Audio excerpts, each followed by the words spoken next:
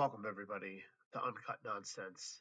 My name is Doc Klugman, and today we are going to be having our reactions for the Week 7 NFL season, and at the end of it, my predictions for Week 8 coming up. Obviously, Week 7 had a lot of intense action going on, and we're going to be dissecting every single game that we ended up going through that week, and we're going to be looking ahead at some of the matchups that we have going forward. So let's get right into it. First off, we had the Thursday night football game. It was the Steelers and the Bengals. Bengals ended up taking the victory 33-31 in a very surprising fashion. Joe Flacco getting the job done for the Cincinnati Bengals, and it gives them that extra amount of life that we ended up needing to see out of this team. Obviously, Joe Burrow goes down, and he's going to be down probably until probably mid-December or so, I would say. So this team needed a spark. And you look at the other side of the coin here for the Pittsburgh Steelers is that this was the game that was going to be ended up taking them a lot further in leading this division. They had this division in a chokehold, and they end up not getting the job done. And this was a trend that we see every single year with the Pittsburgh Steelers, and it's something that I'm honestly very concerned about. I picked them into getting the win because I think that they were not too early into the season where they would have their typical collapse that we always see. And this was the opportunity to separate themselves. You look at the AFC North division. Browns suck. You have the Ravens that are not doing good at all, and then you have the Bengals that are at least trying to do something. They do a big blockbuster trade by being able to take from Cleveland Joe Flacco to try to give them an advantage. I give the Bengals a lot of credit for not folding on the season. It would be very simple for them to be like, well, we lost Joe Burrow, so now we're just going to end up folding for the rest of the year and we'll try again next year. But it really does show, I think, that the Cincinnati Bengals are trying to make those strides. And honestly, I respect it a lot. It is a lot easier to just basically fold and try to, rebuild a little bit longer, maybe on that defensive front, and then come back in 2026 and try it again. But they're not, and they're still putting up a fight for it. The game's played in Cincinnati, and it honestly was a very impressive showing for them. 17-10 at halftime. Eventually, Pittsburgh tried to make their way back, but ultimately it was a game-winning field goal by McPherson for Cincinnati that ends up giving them the win. Aaron Rodgers, 4 touchdowns, but also threw the 2 interceptions, two very crucial interceptions. Obviously, turnovers are something that always hits you, but Joe Flacco getting the job done. Almost 350 yards passing, did not have an interception, 3 touchdowns added to it, and it was overall over it was 470 total yards of offense for the for the Cincinnati Bengals. That is something that we're used to when it has Joe Burrow on there. And then, obviously the defense didn't do its part. It still allowed Pittsburgh to just kind of stay in the game and stuff like that, despite having a halftime lead, despite obviously having a lead with about 4 minutes left to go. And Aaron Rodgers ends up getting a nice 68-yard touchdown pass. Um, and it's just the same old defense that we're used to seeing out of Cincinnati. I don't like it. I think it's still going to be a lot of problems when it comes to it. But overall, I'm curious now to see what happens moving forward with the Joe Flacco combination with the young receivers that they have. Obviously, Jamar Chase led the way. He was targeted 23 times, and he got 16 receptions from that wide receiver. George Hayes is a beast. There's no way around it. He is a beast, and he's going to need to be a beast the rest of the year if the Bengals do have a chance to end up making sort of a comeback in this. They improved to 3-4. Steelers dropped to 4-2. So now, with sort of the tiebreaker-ish thing, the Steelers are only, and the Steelers, by the way, have already had their bye week, so that's why they only have 6 games right now done. They're only now a game and a half ahead of that division. That is very, very critical, and the Steelers now going to home next week against the Green Bay Packers. This is going to be big. The Bengals, they get the New York Jets again, still staying in Cincinnati. We might start to see a shift of the tide, and it all started with this last Thursday. The Steelers needing to get the job done, and they failed to do so.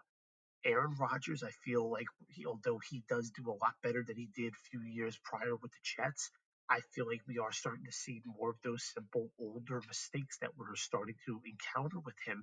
And it's something that I don't know if he's going to be able to get over the hump with. That's the big critical part in all this. Can Aaron Rodgers end up breaking away and performing at the level that he did back when he played in Green Bay? Now, obviously, he doesn't have to go out there every single game, or at least he shouldn't, and throw 400 yards every single game. You have to also rely on your defense. And that's the thing. The Steelers defense did not perform. Now, this Bengals offense is known to be good. However, in these other games, this Steelers defense needs to perform. That is how you're going to end up winning this division, and that is how you're going to end up possibly making a slight run come the postseason time if you are to get there. Steelers have gotten off to an amazing start this year and have had a lot of leeway. At the start of the season, before it started, I said that this division was the Ravens to lose. Now, after we've seen the Ravens absolutely bomb and the Steelers actually do pretty well under led offense by Aaron Rodgers. Now this is the Steelers' division to lose, plain and simple. And it already appears that after week 7, they're starting to have a lot of chinks in the armor, and I'm concerned by it. Only time will tell when it comes to these two teams. It would be a lot easier of an outcome to say that the Steelers won because they were expected to probably win, and the Bengals' struggles do continue until they're able to get Joe Burrow back late in December, where at that point it won't even matter. Their season might already be decided. But with this new outcome on the Thursday night football game last week, then this changes a lot of things, not just for the AFC, but specifically for the AFC North. Following that, you have the Los Angeles Rams in London. They end up beating up the Jacksonville Jaguars 35-7. And that game was over when they got off the bus. Obviously, neutral field, so it wasn't played in Jacksonville. The Rams got off to a hot start. They went into halftime up 21-0. Matthew Stafford was incredible. 5 touchdown passes. He only threw 182 yards, but he didn't need to do much more than that. 5 touchdown passes. He finished in the air on every drive that he needed to. Travis Hunter was really the biggest name for the Jacksonville Jaguars, but even that wasn't enough. And the Jaguars ended up just getting bulldozed from start to finish. It wasn't even close. Trevor Lawrence, in my opinion, was just a little bit more disappointing than I really wanted to. He completed under 50% of his passes, and it's just disappointing again. I feel like we're falling back into the rhythm where the Jacksonville Jaguars are back to that team where, quote Rob Schneider from Waterboy, oh no, we suck again. Like, it really does seem to be more disappointment following into the year for Jacksonville. The defense, although they have seen some decent games, they're still not honestly the best defense really out there. And it's an alarming, thing to really look at for this team. I wanted to see more improvement. The offense seemed to do a little bit better, which, I'm not completely, upset about. But then, you look at the defensive wise is really not the best passing yards. The defense for passing yards, they're 27th in the league currently. They just give up way too much in the air. And although the yards were down for Matthew Stafford, it wasn't enough to really even do anything so much because they still gave up the big passing plays when, they couldn't afford that. And that's really the issue with this. Jaguars go on the bye week this next week, and then they get play the Raiders in Las Vegas. So Jacksonville, hopefully, depending on what the Raiders, obviously, if they continue their downward trend, I think Jacksonville might be able to sneak a win off of a really shitty Raiders team. But I'm struggling now to start seeing some of those wins unless they're playing some really, really horrible opponents.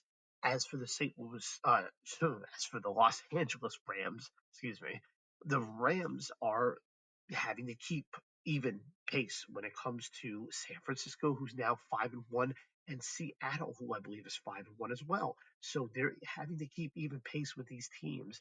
And ironically, I'm sorry, both teams are 5-2, excuse me, as well as the Rams. And besides the Arizona Cardinals in that division in the NFC West, it's basically a three-horse race between those two teams. San Francisco's got all those injuries, but they still hang strong. Seattle, it was a mixed bag of what we thought about Darnold, but they're still hanging strong. And the Rams, although they did have one or two ugly, losses, they had a one good loss against the Eagles. The other loss was ugly. Rams still trying to hold strong. Excuse me. And now only time will tell what this team is going to be able to do. Are they going to be able to, improve and be able to take that extra leap forward? Will Stafford, have the opportunity where he has to throw more and he has to do more yards? And not every opponent, of course, is going to be a cakewalk like it was in London against Jacksonville. Overall, though, good solid win, in a neutral field setting overseas for the Rams. I did like what I see with it. And to be completely honest, it's just nothing more to it. A good solid win. Defense played solid too.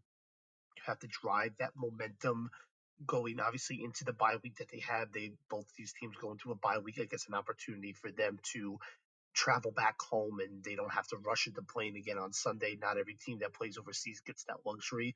These two teams happen to do it. So both teams going through a bye week.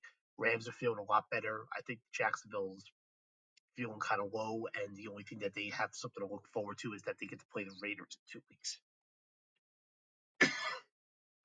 Excuse me. After that, speaking of low teams, you had the tickle fight in East Rutherford, New Jersey, between the Carolina Panthers and the New York Jets.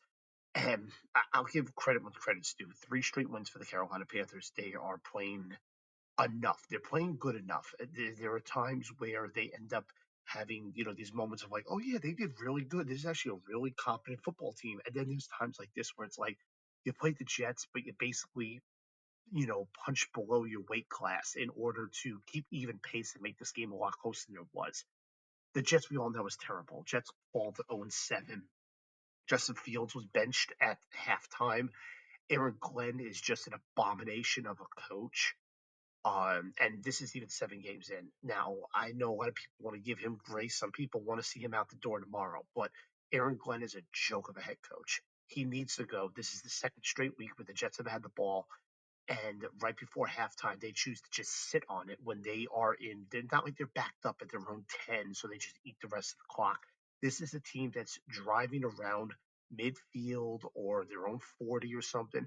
Still has the opportunity to do a Hail Mary, still has potential timeouts on the board, everything like that. And yet, Coach Aaron Glenn decides to just sit and just burn out that clock and not even give his chance to win. How can you have your team win if you don't give them chances? It's the most infuriating thing ever. Justin Fields was absolutely atrocious. He was, like I said, he got benched at the halftime. He actually is going to not be playing in the starting role for this coming week against the Cincinnati Bengals. They're going to go with Tyrod Taylor. That's the right choice. I don't care what you're saying. This is a very, very right decision, and it needed to happen earlier. This is how you're going to end up getting your win. I'm looking at the rest of the schedule for the Jets, and it's not looking good. They play the Cincinnati Bengals next week, which the Bengals are looking a lot better than they did, or this coming week, excuse me. They go on their bye, and then after that, you got to play, the Patriots twice. You still got to play Buffalo at the end of the season. You still got to play the Ravens. You still play the Cleveland Browns, who don't look the absolute worst in the world. They don't look great, but they don't look the worst in the world. You play the Saints, which I mean, they're not a good team, but they're still feisty, and they could still end up putting up some points if they can, and they might even rely on their defense. And the only win at the moment that I see is their second matchup in New York against the Miami Dolphins. I know it's a long stretch until 0-17. However, I can't not now look at this schedule by seeing A, that they're still 0-7, and B, just how horrendous this offense is looking. Defense is finally starting to shape up. I don't know how long that's going to last, but the defense is finally shaping up. And with that being said, your offense is now so terrible that can you even put up points? This is 2 straight weeks now that they have not even scored a touchdown. It's all been field goals, and then last week was 3 field goals and a safety. This week was 2 field goals, and it's not getting better. As for Carolina, it is getting better. And obviously, they still have a long, tough road ahead of them. They played a very good game last week where the offense showed up against the Dallas Cowboys. They took advantage, of course, the Dallas defense is horrendous. But regardless, though, they still end up playing some very, very impressive football. They'll get Buffalo this coming week, and Buffalo's coming off the bye. I know the game is being played in Carolina, but I'm struggling to see if Carolina is going to be able to get the win in this case. They're 3-0 at home. The game, like I said, will be played in Carolina. Buffalo is, I feel, is just too potentially too good of a team. Their rushing attack is the third best in the league, so I think that's what the Carolina Panthers got going for them. But you can't say much because Buffalo's number one in rushing attack this year. So it's just I feel like this is one of these matchups where it, whatever Carolina can do, Buffalo can do better, and it's going to be it's going to be a hard game for them. But we'll see whether or not the Panthers can get it done. After that, we're going to have Miami Dolphins versus Cleveland Browns, and you want to talk about dumpster fires? Dolphins, as I had just mentioned, could be there with the Jets as one of the worst football teams this year. They are just so terrible. Tua throws for three interceptions again. Multiple turnovers a game. I feel like it's almost every single game. The defense obviously shows up for Cleveland, which is ideal because they already had a pretty decent defense. And you have a first win by the rookie quarterback here for the Cleveland Browns, Gabriel, and that is critical. You always get to get the first one out of the way. And he ended up doing it, and I give him a lot of credit for it. It really was not the most spectacular game ever. He went only 13 for 18 for 116 yards. They kept Dylan Gabriel really, really conserved, and I like it, but only to a degree. You need to get that guy more reps. Obviously you have Sanders, as the backup quarterback there. He's the big name. He's the one that everybody wants to go in. If you want to separate yourself, and I say this as to Dylan Gabriel, if you want to separate yourself, you need to be able to contribute. Now you have your upcoming week against New England Patriots. That's a really tough defense to play. It's going to be difficult. I want to see him throw the ball more. I want to see them take a shot doing this. I know that the Browns in this case they're 2-5. You don't know how much they really have to be playing for. If you really are that low right now, just give it all you got. Like there's nothing. I'm not saying that obviously you take a risk that would involve maybe him getting hurt or anything like that. But you do what you got to do. You just give it all you got because that's how you're going to see how this young man plays under pressure. Like I said, I'm not saying do a gutsy play that could potentially hurt him, but you need to think outside the box a little bit. You need to be able to do something a little bit different because what you have been doing to a degree is not working. You played against a horrendous Dolphins team and you won 31-6. Great game, great blowout. However, most of that is not because you're a rookie quarterback. So now is the time to really let him loose. You're playing against a New England team. The game's being played in New England, so you really, really do have a lot going against you when it comes to this. In the end, I would pick the Patriots in this matchup. However, I do think, though, that this is the opportunity that he needs to do in order to shine. And I really want to see that opportunity for him. As for the Dolphins, they're just a complete train wreck. Mike McDaniel, at this point, the head coach he is in the hot seat. He pretty much has his ass burning at this point. And the fact that he's still kind of here despite some of these really horrendous losses and the horrendous gameplay that Tua has been doing, I'm a little bit surprised that he's still there. I'm surprised that he's still on that sideline because it's something that, really Miami does not want to see anymore. And things need to turn around in any way, shape, or form that they can. And if they don't really quickly, then we're just going to see more disappointment. They play Atlanta this week, coming week, and I think maybe this might be an opportunity to get something out of it. But again, it's another average team, in my opinion. That's what the Falcons are. They're an average team. And if they can't find another way to win, if it looks this bad to be where you're playing an average team and you still get absolutely slaughtered, then that's the major issue in my book. But we'll see for the future for these teams. Overall, just an incredible win by the Browns. They should feel good about themselves. With that, you have the Philadelphia Eagles winning a good one against the Minnesota Vikings, 28-22. And this was a game that could go either way. This was kind of back and forth, a little bit throughout the game. I did think that both teams had the golden opportunity to be able to help themselves. Hurts obviously plays a very good game after, dropping the last two. And I think this was a good bounce back game for him. Carson Wentz obviously just did not get the job done. He was 26 for 42, 313 yards. The two picks, though, that's really the issue that I see when it comes to this turning the ball over. That is the main problem that I constantly see, and is not good enough. He did find Jordan Addison, a very good wide receiver for the Minnesota Vikings, for 128 yards on 9 catches, which is good. Their third down conversion was excellent. It was almost 50%. Again, very, very good. I mean, they did have a lot. They ended up, doing very good across the board. They had 3 sacks. The defense played, as best as they were able to. They kept the penalties low at only 3 penalties, and they controlled the time of possession. This was a lot of stuff that lined up to thinking if you just read the stat line just like I did right now and you knew nothing about this game, you'd be like, oh yeah, Vikings probably won by like 10 or maybe 13 or something like that. The Eagles though was able to stay strong in this, and that's what ends up doing it. This is something that we missed from the Eagles, is the fact that the offense just didn't completely shut down and lay an egg. Compared to the last 2 weeks where the two losses that they had were the results of the Denver Broncos, where they blew out the second half. The second loss was against New York Giants, where they were completely just shut out in the second half.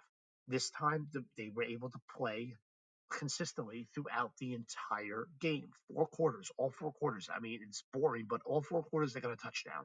7 points. That's what made up their 28 points. A touchdown per quarter. If that's what you got to do, and that's what gets the job done, what else more do you want? Obviously, one of the touchdowns in the second quarter was the nice interception return for a touchdown. That obviously was a big backbreaker for this team. But at the same time, it's just, Jalen Hurts was able to get the job done. 3 touchdowns for him, 326 yards, and he was only 19 for 23, but he made the most out of it. And that's what you need to see from Hurts. I do believe that they ended up going to the positive thing of going back, and it's a good road win as well. Always nice to have a good road win, especially when you're playing at somebody else's house.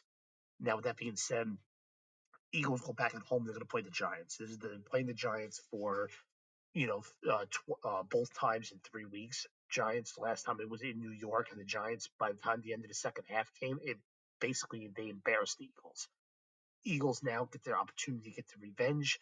It's gonna be a real tight one, in my opinion. I do think, especially after the Giants, although they had the massive meltdown, which we're gonna get to in a little bit, I do think that they ended up really making good strides. The New York Giants did. So it's going to be a really tough game for the Eagles.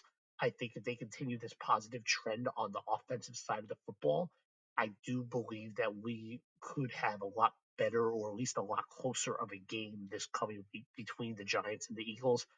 Kind of nice to see two divisional opponents go at it twice in 3 weeks. I'm down for it. I really am, and not just because I'm a Giants fan, but any divisional matchup. If you see twice in 3 weeks, that's kind of nice. Just when you think you got rid of them, they're coming right back in 2 weeks later. I kind of like it. It's low key, kind of fun, but we'll see. After that, the the Chargers just getting kind of don't be fooled by the final score, 38-24. This game was over pretty early as well. Daniel Jones, shows up, and who would have had on their bingo card that in Week 7 the highlight game was the Indianapolis Colts going on the road to play the Los Angeles Chargers. I don't think anybody really had that. Daniel Jones shows up again, and he was very, very impressive. And it's just, pains me to see of how all of a sudden now he's a completely different ball player, it seems, when he was with the New York Giants. I get the Giants had problems, but like, thanks, Daniel Jones. You're really showing up again, huh? As a wonderful player. Colts go to 6-1. Chargers drop to 4-3. And I think the big storyline in this, besides obviously Daniel Jones performing again very well and very consistently, Justin Herbert, 3 touchdowns, 2 interceptions, 420 yards passing. He threw the ball 55 times. I don't give a shit. I really don't. This this shows to me every single time that he can't get the job done. Justin Herbert, I mean, he can't get the job done whenever you got to play a tough opponent, whenever maybe you play to your opponent on a weaker opponent, like we saw with the Giants loss, and then obviously a loss against Washington. Washington, I feel was a little bit. I feel like they're not as good as advertised originally at the start of this season. When you're losing these games by playing down to your opponent, the game gets out of hand and you drop it, or when you got to now play a good opponent and then this happens to you. This is supposed to be a great defense. They gave up 38 points. Justin Herbert's supposed to be this legendary quarterback. He threw two interceptions. You have Jim Harbaugh now as your coach, your quarterback whisperer, this amazing coach, in college with Michigan, and now with now going back to the NFL after he was out for a while in the NFL after his departure from San Francisco 49ers. What more do you need to see from this team to show that there's just it's not this team is not as great as what everybody says they are every single year. And they're like, oh, yeah, this is the year. This year they're going to do it. This year they're going to do it. And it's like that every single fucking year.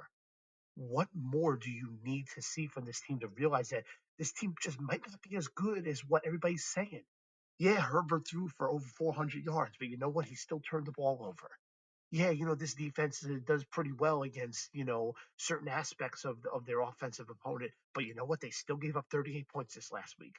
And this is not like outliers, They gave up, they gave up 22 points or whatever to New York Giants when they started their quarterback. They gave up X amount of points. I can't remember the score off the top of my head. They gave X amount of points, though, to the Washington Commanders when they did not have Jaden Daniels. This defense is so good, but why are they losing these games? Justin Herbert is so good, then why is he turning the ball over? This team is coached so well, then why are there these mistakes that occur? Like this is not something that you should see from what everybody's advertised as such an incredible team. If this team is so incredible, why are they making these mistakes? Why is this team losing? If this team is so good, then this team right now should be 6-1 or 7-0 or whatever the hell you want to call it. They're 4-3 right now. Yeah, they're above 500, but they're not good enough to what everybody is constantly saying. I need to see more out of this. I really do. And until I do, I don't trust the Chargers. You can't trust the Chargers. If you trust the Chargers and you see all this happening week after week, I'm not saying you don't trust them against a game against the New York Jets or something like that. Yeah, you trust them then because the Jets suck.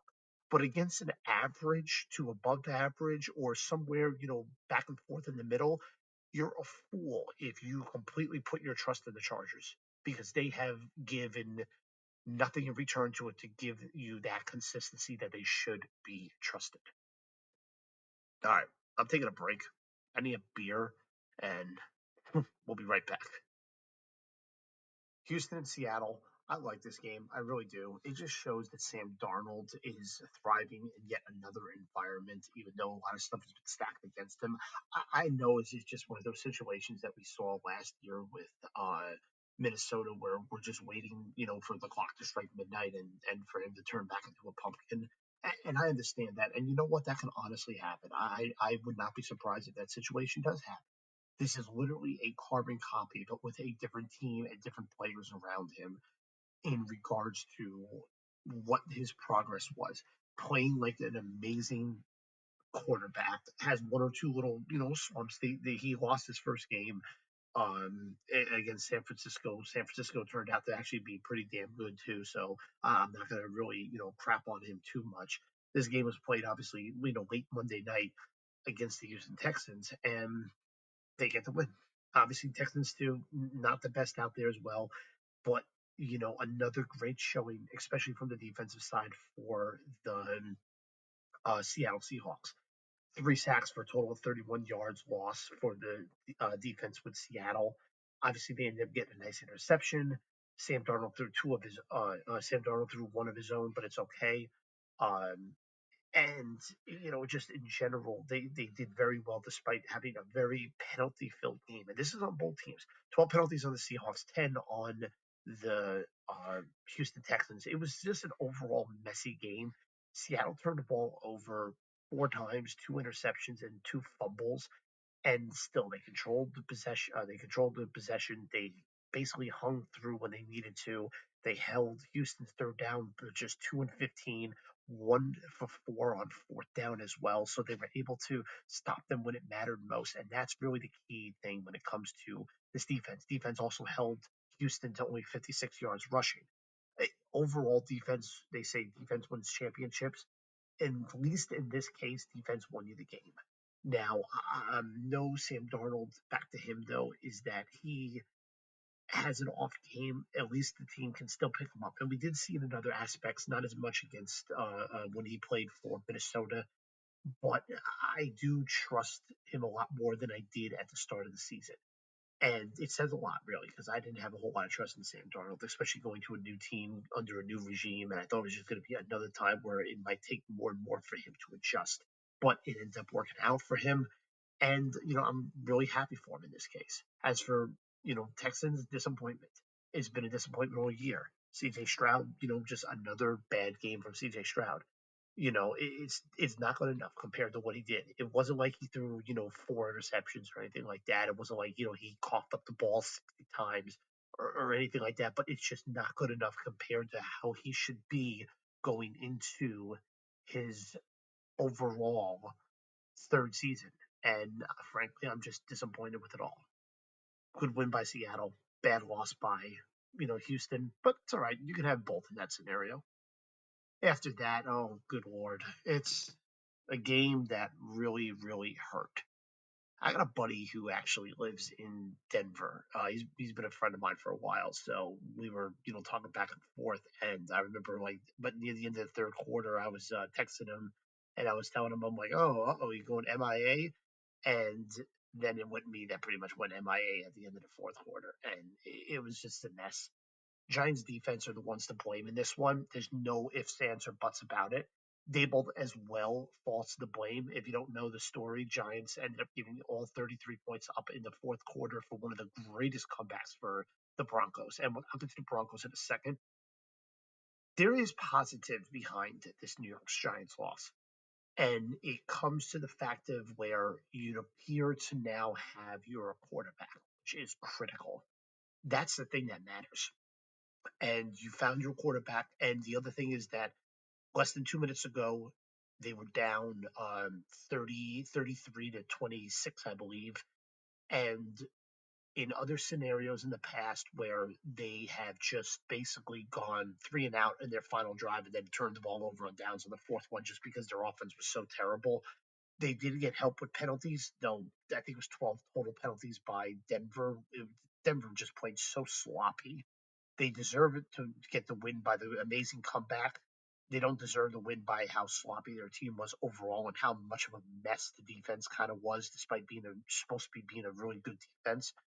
But the Giants' standpoint is that you were able to drive down the field and get a go-ahead touchdown and give your team a chance to win the game, and that's what Jackson Dart was able to do. So I won't harp on this forever because I've already been blue in the face screaming about this all day on Sunday after the game.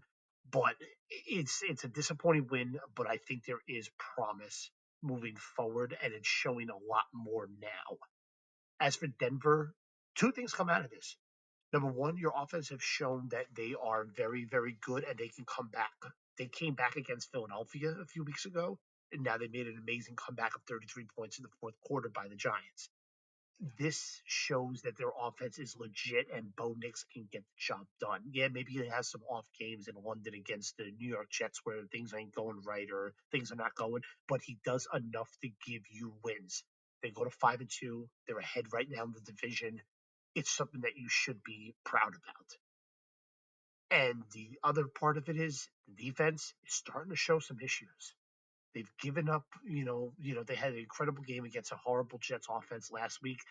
They kind of, especially for those first 3 quarters, I hate to say it, but they they got shown up. And for a defense like this, it's not good if that happens to you. Defense is supposed to be your name of the game over there in Denver. And to have this happen to you, you need to have an evaluation. Obviously, there's always good and bad that comes out of every game, whether it's a win or a loss. In this case, an incredible win by your offense. Your defense really did not do the job for you. And that's the only disappointing part I see from Denver that I think they really need to start working on is to make sure that that doesn't happen again because if your offense, if you're expecting your offense to score 33 points against everybody, in the fourth quarter, then you're setting yourself up to lose the rest of your games this year. This was a fluke. It was a incredible offensive showing, but it was a fluke, and the defense can't rely on it forever. So in the end, in horrible loss by the Giants, Denver's offense is starting to look just as scary now as what their defense should look like. Packers get the win, I guess, against the Cardinals. Oh, that game was close. That game was way too close for comfort. Arizona kind of has shown us now that they really are not that good of a team. But I mean, they fool you every year with being like, this is a team that's potentially above 500. They might be a 9-8 team, and then you get this scenario where they get scrappy wins or they just drop the rest of their games, and it just seems to be another one. But this one, they're fun to watch because they're a game that's like, oh, we don't expect them to win, but they came against a great team like the Packers and they were able to make it close. So I guess there's that. But at the same time, it's not looking good. Like it really isn't. And this is not looking good from a Green Bay standpoint. This team is supposed to be better.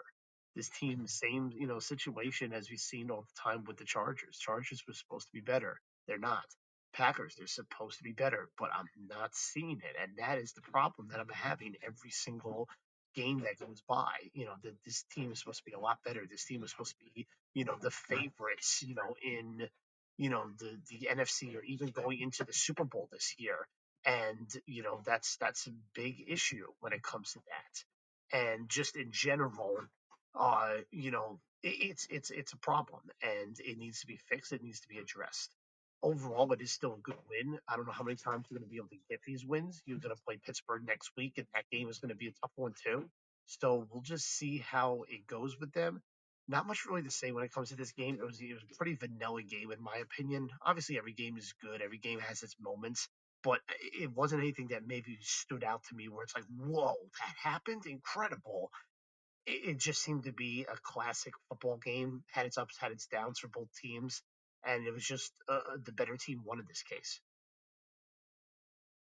And then you have the Chiefs just absolutely dismantling the Raiders, 31-0. I'm going to dive into this a few more weeks, especially when I see more proof of this. But I'm starting to see that this really is the same old Chiefs.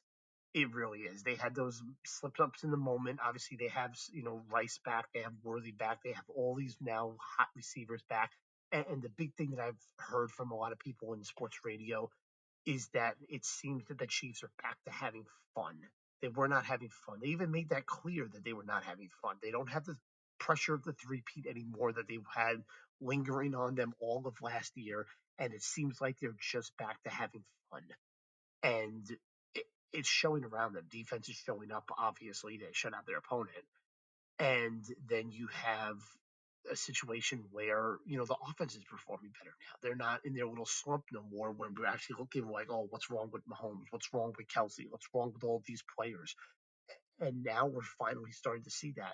This game, the game was nothing with this. It's all about how the Chiefs were and how bad the Raiders are. We know the Raiders are bad, but the Chiefs to be this dominant once again and then drop over 30 points, which was a struggle for them last year. They only did it one time all of last year, and that was the AFC Championship game against Buffalo, where they literally had to. That was the only time where they got above 30 points, and they literally did a 31-0 against the Raiders this last Sunday. Amazing win for the Chiefs. I want to see more from them coming in the future, but it's a great early start for them. With that being said, you had the Cowboys and you had the Commanders. And, you know, this was one where I kind of expected it, but I wasn't sure. Dallas shows that their offense is just so explosive.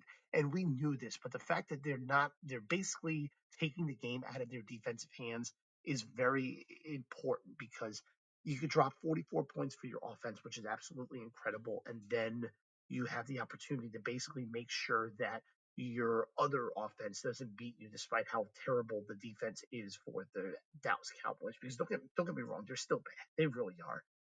I don't care who they play against. They're still very bad.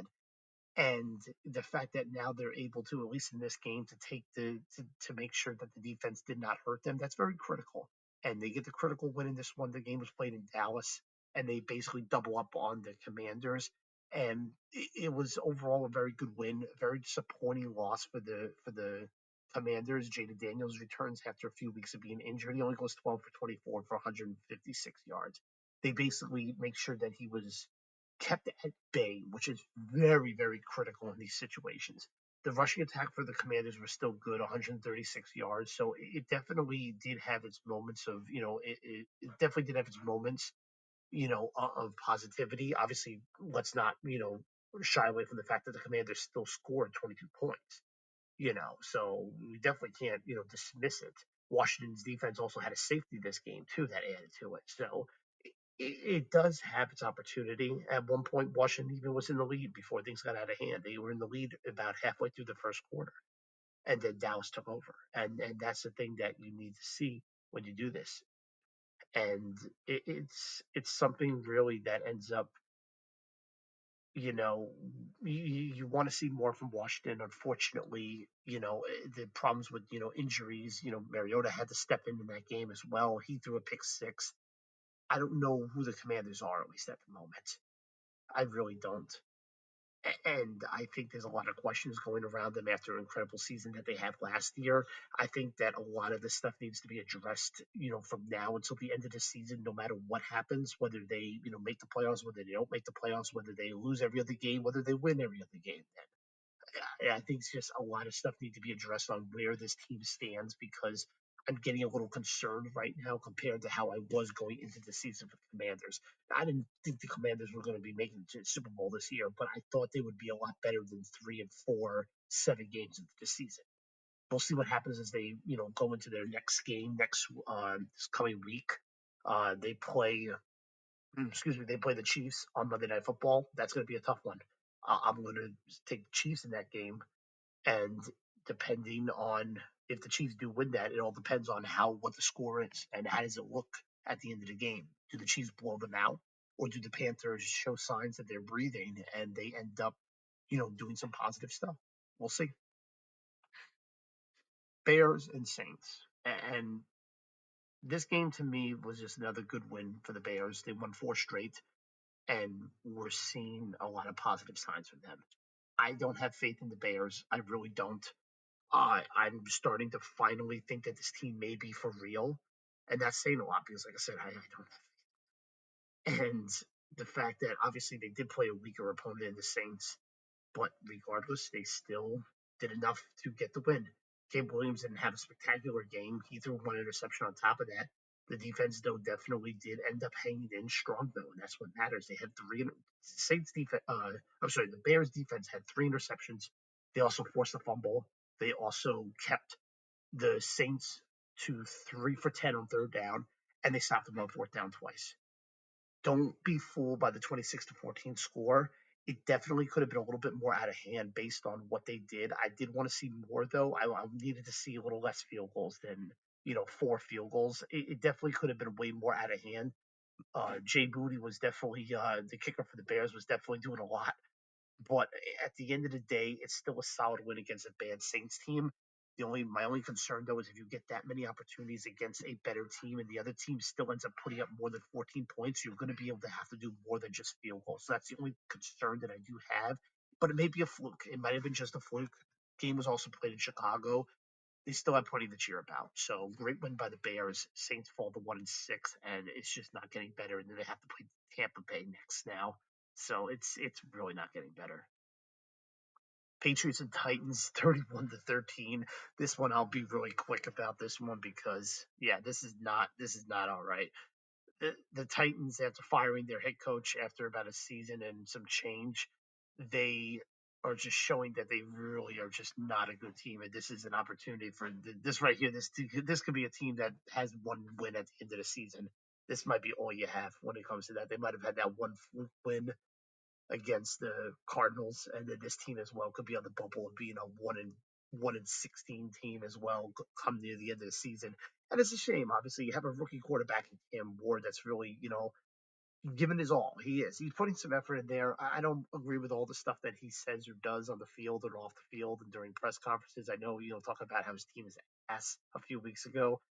I really don't care for it. I think he needs to grow up a little bit more and be a leader. However, at the same time, as he's dealt with an absolute shitty hand, and I feel like he's still trying to do the most that he can. 255 yards passing. He did his share to be able to at least do something. The rushing attack was absolutely horrendous for the Titans, so they had to become one dimensional pretty much from the start of the game. And it's just tough when you're playing against a Patriots team that actually seems to have their rhythm, and that starts with Drake May. 222 yards, 21 for 23. The guy's damn near perfect when it came to completion rate, and he just continues to get better and better. And I really, really like what I see from him. And I really think that they might have found their guy. And it's taken a year or two, but I really think that Drake May might be the guy when it comes to the Patriots getting back to that success rate that they have. They lead now half a game because the Bills had their bye week last week. They lead now half a game in the division, and things are looking really, really promising for them. I'm really, really happy what I see with the Patriots. I know everybody, oh no, Patriots, they might be going on their runs again. Get off. Like it's perfectly fine. I like to see teams that after having that little stretch of greatness and now under a new regime, they're able to prove that they can still get the job done again. Good solid win by the Patriots, and they play Cleveland next. I think they can easily go to 6-2. I really do. Let's see if it happens. Following that, Tampa Bay and um, Detroit. This game really, really could have been a lot better. I think the highlight too is that obviously you have Evans that's out now for a while due to his injury, and I think really in this case that little luck that you had afterwards kind of just ended up running out on them, just because you can only go so far without realizing like, oh whoa, like we have a bunch of injuries. Can Baker do it all? And I think in this case he ended up just running out of gas when it came to it. This was the game that was played Monday Night Football. This was the first of the two doubleheader, and this game was all Detroit really. And again, same thing as I said last night. Baker did pretty much as he could, but it just wasn't good enough. Just over 50% completion rate. He obviously struggled throughout the time. He had no rushing attack, no support for that on the ground game, and the Lions ended up getting back to their normal groove of being able to control that game and be able to put up a very, very good performance. And I think this is just another solid win for the Detroit Lions. I like the win a lot. Obviously, Tampa Bay now gets an easier break by playing the Saints, and we'll see. Obviously, they can get back to that winning streak. It's going to be close. I'll take the Tampa Bay in this last matchup. I had Tampa Bay winning this one in an upset kind of being able to take care of Detroit in Detroit. I was completely wrong about that one, but we'll get to my results in a few. And then finally, the Monday night game. I'm sorry, the Sunday night game. San Francisco finding a way to get the job again, get done again against Atlanta. And Atlanta's just this one of these teams where it's like, you lose this game 20-10. You lost, what was it, like 20-0 or 30-0 against the Panthers a few weeks ago. And then you beat Buffalo the other week, in Atlanta. And I don't know what to think about this team. This team, I feel like you can go against them or go for them, and you never know with this team. You really don't. This is a really confusing mixed bag team. I feel like Penix is a little bit all over the place sometimes with some of these games. He has a decent game. They don't have a not so good game. Bijan Robinson, for the rushing attack, he did nothing this game, only 40 yards on 14 carries. But then there's other games where he'll rush for over 100 yards easy, like it's in his sleep. So the Falcons are really kind of a hit or miss team of like sometimes they got it, sometimes they don't. And I'm just a little confused by that. And then you have San Francisco riding high again. And this is a San Francisco team that has just continued to be very impressive. They keep even heel with the rest of the teams in the NFC West, and I really think that they have a chance to do some more good things. We'll see what ends up happening to them as they move forward. With the quarterback situation still up in the air, you never know who's playing. I mean, obviously, got everybody hurt. They'll play the Houston Texans in Houston. I think it's another opportunity for another win for the San Francisco team. Going back last week, I finished up 12-3. I feel like a lot of these matchups were kind of like, kind of simple. I had a feeling the Rams were going to get a win. I thought New England was going to take care of Tennessee. I had Carolina. I had, KC. Green Bay, although it was closer than I wanted, I still picked Green Bay. I wished my Denver game was an upset, but I was wrong about that one. you know, and even Cleveland taking care of Miami. I still think that, this we did have a bunch of, easier matchups in my opinion. I think the ones I got wrong was just me trying to do a little something crazy on potentially an upset, or or in this case Pittsburgh, which was completely upsetting on me. Brings up my total now after 7 weeks to 70-38. We're still hanging in there. We're still going strong. I'm doing my best, people. Leave me alone. And then this coming week, this is going to be also my predictions for this coming week. This 6 teams on the bye week: Cardinals, Lions, Jaguars, Raiders, Rams, Seahawks. These are my predictions. Obviously, the ones highlighting green is who I think. I got Minnesota on Thursday Night Football. I think they continue the trend of teams being able to beat the Los Angeles Chargers. Give me my Giants again on the road. I think Cincy will take care of business against the Jets. I think Carolina's winning streak runs out as Buffalo is coming off of a bye. I'm not going to go against San Francisco this time. Give me San Fran on the road. New England takes care of business at home. Baltimore coming off of a bye, and they also have Lamar Jackson back. I'm going to take Baltimore at home, and if they bite me in the ass, I'm going to be really, really fucking pissed.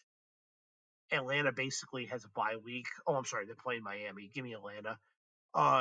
Tennessee plays against the Saints. I think even though they do have the injuries, I think Baker Mayfield is just going to be too much for that team. I think the defense is also going to make Spencer Rattler's day hell. Give me Tampa Bay on the road. Dallas and Denver. I think Denver's defense gets right, and the game's going to be played in Denver. I think if Bo Nix continues that positive trend that he's got with his team on offense, I think they'll be able to take advantage of Dallas's defense not being up to par. Give me Denver at home. That game can go either way, though. I wouldn't be surprised if the Cowboys win. Tennessee and the Colts. Colts are too hot right now. Give me the Colts, and they're at home. Green Bay and Pittsburgh. This is the Sunday night game. I'm going to take Green Bay in this case. I think Pittsburgh is starting their downward trend a little bit earlier than expected in the season and only week 8. But I do think that Green Bay again gets another gritty win. I don't have full trust in them, but I think right now they'll take advantage of Pittsburgh being a little bit low after their Thursday night football loss. Thing that Pittsburgh has though is one, it's in Pittsburgh. Two, they do have a little bit more rest because they played the Thursday night game last week. We'll see though. And the Monday night football game, Washington KC. Give me KC in this one. They're too hot. That'll do it. And as always, if you guys like what you hear, feel free to hit the subscribe button. And I definitely appreciate if you guys drop some comments down below. Let me know you guys' prediction. Let me know what you guys think. Let me know you guys' opinion on what I said or your own personal opinion. And we'll see you next week for my reactions of the week 8 and my predictions for week 9. You guys have a good night now.